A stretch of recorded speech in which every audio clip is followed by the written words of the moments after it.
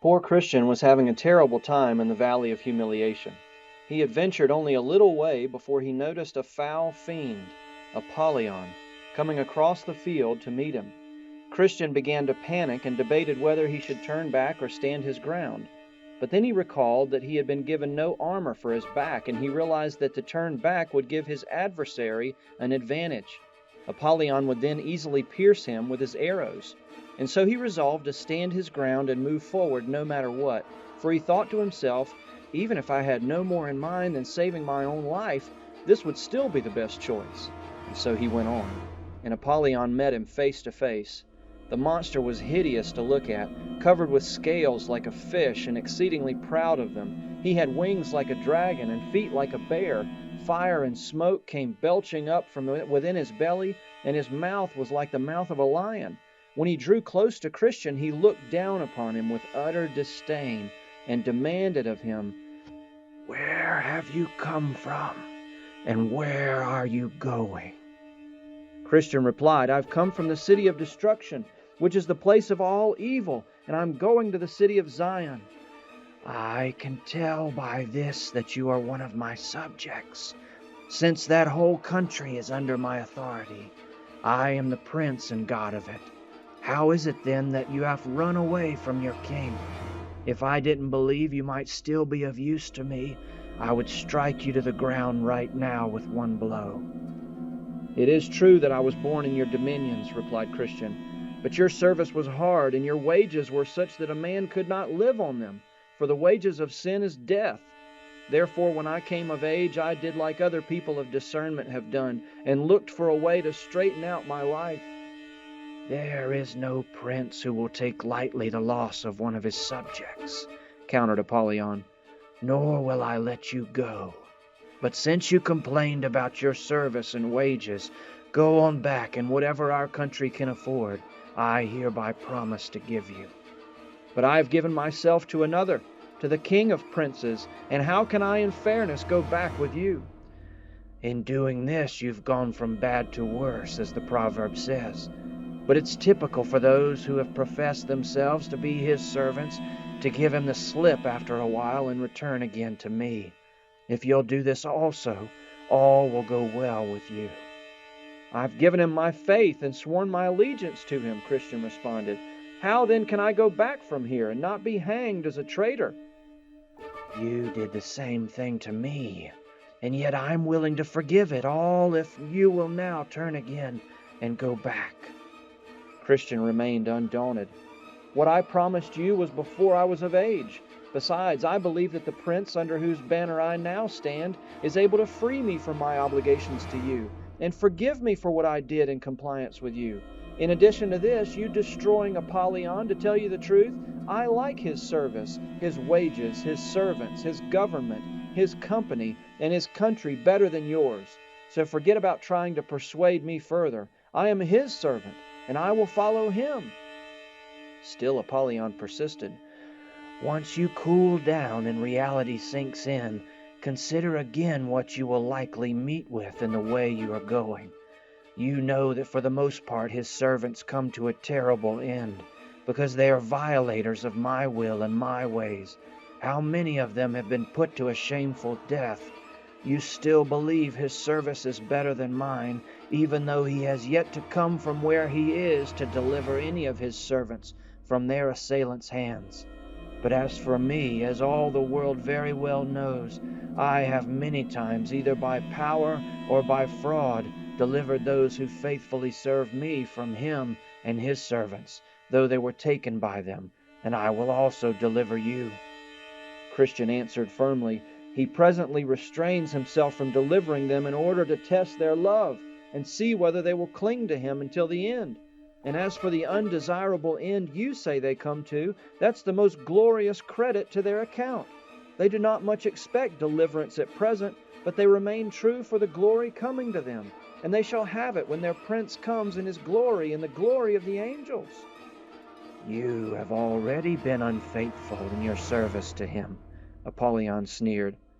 "How do you think you can receive wages from him?" "Oh, Apollyon, how have I been unfaithful to him?" You weakened in your resolve when you first set out. You were nearly choked in the swamp of despond. You tried to go wrong ways to get rid of your burden when you should have stayed on course until your prince had taken it off. You sinfully slept and lost your treasured things. You were almost persuaded to go back at the sight of the lions, and when you talk of your journey and of what you have heard and seen, you inwardly desire recognition for all you say or do. All this is true, answered Christian, and much more that you've left out. But the prince whom I serve and honor is merciful and ready to forgive. Besides, these shortcomings possess me in your country, where I participated in them and groaned under their weight. I've been sorry for these things and have now received pardon by my prince. Suddenly Apollyon erupted into a fierce rage, shrieking, I am enemy of this prince. I hate his person, his laws, and his people. I have come out with this purpose, to stop you. Apollyon, beware of what you do, warned Christian, for I am in the king's highway, the way of holiness. Therefore you had better watch yourself. And then Apollyon spread himself out in such a way as to cover the entire width of the way, and challenged, I am without fear in this matter. Prepare to die, for I swear by my infernal dwelling that you shall go no farther. I will destroy your soul right here. At that he hurled a flaming arrow at Christian's heart, but Christian had a shield in his hand with which he blocked the arrow. Then Christian drew his sword and roused himself for battle. Apollyon, with feverish pace, began throwing arrows as thick as hail. It was all Christian could do to avoid them, and even so he was wounded in his head, his hand, and his foot. This caused Christian to retreat somewhat. Seeing this, Apollyon fell upon him with full and sudden fury. Christian regained his courage, however, and resisted as gallantly as he could. This fierce combat went on for more than half a day, until Christian's strength was almost completely spent. Because of his wounds, he grew weaker and weaker. Apollyon saw his most opportune moment and drew up close to Christian. He began to wrestle with Christian and threw him forcefully to the ground. Christian's sword flew out of his hand. Gloating, Apollyon said, I am sure I have you now. With that, he assaulted Christian nearly to the point of death, so that he would begin to despair of life itself. But as God would have it, while Apollyon was preparing to strike his final blow to completely annihilate his foe, Christian quickly stretched out his hand, grabbed his sword, and said, Do not gloat over me, my enemy. Though I have fallen, I will rise again. With that, Christian gave Apollyon a deadly thrust that made him fall back as if mortally wounded. Seeing this, Christian attacked again, saying, No, in all these things we are more than conquerors through him who loved us. Apollyon then spread his dragon wings and sped away in defeat, and Christian would see him no more. A more unequal match could there be? Christian must fight an angel, but you see, the valiant man by wielding sword and shield does make him, though a dragon, quit the field. No one could imagine, unless he had seen and heard the battle as I did, what yelling and hideous roaring Apollyon made the whole time. On the other hand, what sighs and groans burst forth from Christian's heart. In the struggle, I never saw Christian even once give a confident look until he perceived he had wounded Apollyon with his two-edged sword. And then he actually smiled. It was the most dreadful fight that I have ever seen. When the battle was over, Christian said, I will give thanks here to the one who has delivered me out of the lion's mouth, to him who helped me against Apollyon. And he did, saying, So, great Beelzebub, this fiend's captain, had devised a plan that I'd never rise again. He sent him out armed. He was enraged. In hellish fight we fiercely engaged. But blessed Michael helped me, and I, by blow of sword, quickly made him fly. Therefore to Christ I'll give lasting praise, and thank and bless his name always. Then a hand reached out to him, holding leaves from the tree of life. Christian took the leaves, applied them to the wounds that he had received in the battle, and was healed instantly. After this he sat down in that place to eat bread and drink from the bottle that had been given to him.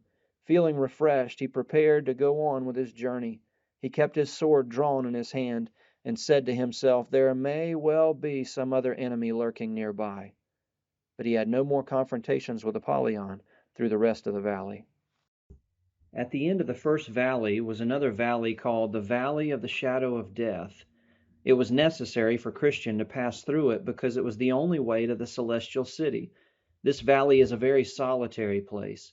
The prophet Jeremiah describes it as a wilderness, a land of deserts and pits, a land of drought and of the shadow of death, a land that no one except a Christian is able to pass through and where no one lives.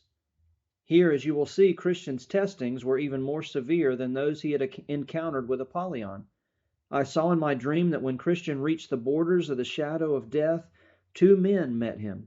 They were descendants of the spies who had brought back an evil report of the good land, and they were in a hurry to go back. "Where are you going?" Christian asked. They answered, "Back, back, and we urge you to follow us if you prize either life or peace." "Why? What's the matter?" "Matter? We were going along the same way you are going, and went as far as we dared, almost to the point of no return. If we had gone just a little farther, we would not have made it back here to bring the news to you." "But what have you met with?" "Why, we were almost in the valley of the shadow of death, but just by chance we looked ahead of us and could see the danger before we came to it." "But what did you see?" "What did we see? Why, the valley itself, which is pitch black. We could see hobgoblins and satyrs, dragons of the pit. We could also hear in that valley continual howling and screaming. It sounded like people in indescribable misery who were bound in affliction and chains. We also saw the depressing clouds of confusion hanging over the valley, and death with wings spread was hovering over it all. It is absolutely dreadful and in complete chaos." "From what you've said," replied Christian, "I'm still not convinced that this isn't the way to my destination." "Have it your way," they said, "but we won't choose it for ourselves." So they left, and Christian went on his way with his sword still drawn for fear that he might be assaulted. I then saw in my dream that there was a very deep ditch along the right side of the valley, as far as it reached. It is into that ditch that the blind have led the blind throughout the ages, and there both have miserably died. I could also see that on the left side was a very dangerous quagmire. Even a good person, should he fall in, will find no bottom for his foot to stand on. King David once fell in here and no doubt would have suffocated had not he who is able mercifully plucked him out. The pathway was so narrow that Christian had to be very careful. When he tried in the darkness to avoid the ditch on the one hand, he almost fell into the quagmire on the other. However, when he tried to escape the quagmire, unless he used great caution, he nearly fell into the ditch. He went on this way, and I heard him sigh bitterly. For in addition to the dangers already mentioned, the pathway was so dark that often when he picked up his foot to go forward, he had no idea where he should step next. The mouth of hell was beside the way about midway through the valley. "Poor man, where are you now? Your day is now night. Good man, don't be downhearted. You are still right. Your way to heaven lies by the gates of hell. Cheer up, hold on. With you it shall go well." So much fire and smoke continually came out, with swarms of sparks and hideous noises, things that gave no heed to Christian's sword, as did Apollyon, that he was forced to put his sword away and use another weapon called all prayer. So I heard him cry out, "O Lord, save me." He continued praying like this for quite a while, but the flames kept reaching out toward him, and he heard sorrowful voices and rushing sounds around him. Sometimes he thought he would be torn to pieces or trampled down like dirt in the street. Christian experienced these terrors of sight and sound continuously for several miles. Then he came to a place where he thought he heard a band of fiends coming toward to confront him. He stopped and began to think about his options. He had half a notion to go back, but then he thought that he might already be halfway through the valley. He remembered also how he had already met and overcome many dangers, and it dawned on him that going back might be much worse than going forward. So he resolved to go on. But the fiends seemed to come nearer and nearer. When they were almost face to face with him, he cried out very vehemently, "I will walk in the strength of the Lord God." And so they fell back and came no closer. There's one other thing that I must not omit. I noticed that poor Christian had become so confused that he no longer knew his own voice. This is how I noticed it. Just as he was passing the mouth of the burning pit, one of the wicked creatures crept up behind him and whispered many grievous, blasphemous suggestions in his ear. This trial was worse than any of the others, because Christian thought these suggestions had come from his own mind. How distressing it was for him to think that he had blasphemed the one whom he had loved so much, but he couldn't help himself. He didn't know enough to close his ears, nor did he realize where the blasphemies came from. After Christian had traveled in this disconsolate condition for quite some time, he thought he could hear a man's voice somewhere ahead of him. The voice was saying, "Even though I walk through the valley of the shadow of death, I will fear no evil, for you are with me." And then Christian was glad for a number of reasons. First, he gathered from this that he was not alone, but that others who feared God were in the valley as well. Second, he realized that God was with them even though they were in a dark and dismal state. He reasoned, even though I can't feel his presence because of the hindrances in this place, why wouldn't he be with me here too? And third, he hoped that if he could soon catch up with someone, he would then have company. And so he ventured on, calling out to whoever was up ahead. There was no answer, however. It was evident that the person thought he also was alone. Before long it was daybreak, and Christian rejoiced. He has turned the shadow of death into the morning. Now that there was daylight, he was able to look back. Not that he wanted to return, but to see what hazards he had gone through in the dark. He could see more clearly the ditch that was on the one hand, and the quagmire that was on the other. He also saw how narrow the way was which led between them. He could see the hobgoblins, satyrs, and dragons of the pit, but they stayed far away after daybreak and would not attempt to come near.